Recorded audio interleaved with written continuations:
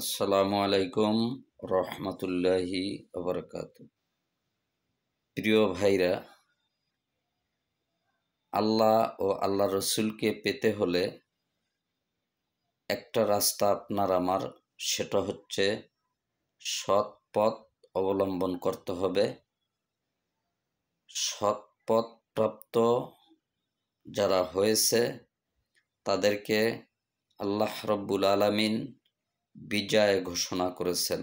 সূরা বাকারার প্রথম পৃষ্ঠায় আসছে, আপনারা আল্লাহ ও আল্লাহ রসুলকে পেতে হলে সৎ পথ অবলম্বন করতে হবে। প্রিয় ভাইরা, আমাদের এই পৃথিবী ছেড়ে চলে যেতে হবে। পৃথিবীর জন্য যা কিছু করেন না কেন, পৃথিবীতে থাইকা যা কিছু করেন না কেন, আপনাদের এগুলো কিছুই সাথে যাবে না। আমাদের খালি হাতে পাড়ি দিতে হবে। অতএব এই পৃথিবীটা হচ্ছে পরকালের জন্য কিছু জোগাড় করে নিয়ে যাওয়ার জায়গা।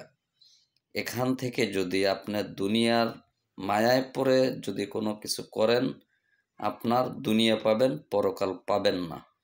আর পরকাল যারা পায় তারা দুনিয়া পায় না, আর দুনিয়া যারা পায় তারা পরকাল পায় না। এটা হচ্ছে বাস্তব কথা।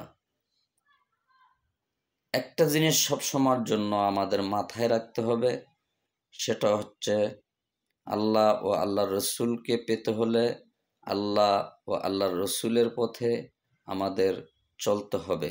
আল্লাহ ও আল্লাহ রসুলের দেখানো পথ অবলম্বন করতে হবে। এই পথ ছাড়া যদি আপনি অন্যদিকে চলে যান, আপনি অ্যাক্সিডেন্ট করবেন।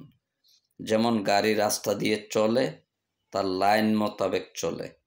লাইনের যদি কোনো ত্রুটি হয় চলার ক্ষেত্রে, তখন সে গাড়ি অ্যাক্সিডেন্ট করে। রেল যদি তার লাইন ছাড়া বেলাইনে চলে যায়, তখন সে ভয়াবহ অ্যাক্সিডেন্ট করে। প্রিয় ভাইরা, একটা জিনিস আমাদের সবসময়ের জন্য চিন্তা করতে হবে যে আমরা এই দুনিয়া আসছি খালি হাতে, আবার এই দুনিয়া থেকে খালি হাতে ফিরে যেতে হবে। আমাদের কিছুই সাথে যাবে না। প্রিয় ভাইরা, আমরা সকলেই জানি এ কথাগুলো, কিন্তু আসলে আমরা বাস্তবে পালন করি না। কেন করি না? সেটা হচ্ছে শয়তান মানুষের প্রকাশ্য শত্রু। মানুষ চিন্তা চেতনা ভাবনা সব কিছুই করে, সে বুঝতেছে যে আমি এটা অন্যায় করতেছি, অপরাধ করতেছি। এটা বোঝার সত্ত্বেও সে সদা সর্বদা অন্যায় করেই যাচ্ছে, কিন্তু সে এটা কখনো উপলব্ধি করে না।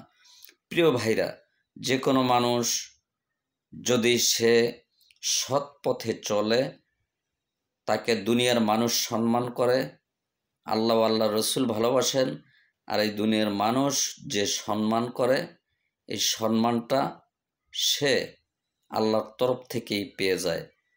প্রিয় ভাইরা, একটা জিনিস আমাদের বোঝা উচিত যে আমরা দুনিয়ায় আসছি খালি হাতে, চলে যাব খালি হাতে। সিটারি, বাটপারি, খুন খারাপি, রাহাজারি যা কিছু করেন না কেন, কিছুই আপনার সাথে যাবে না। আপনি খালি হাতে আসছেন, খালি হাতে চলে যাবেন। একমাত্র আপনার সাথে যাবে আপনার আমল, নেক কাজ।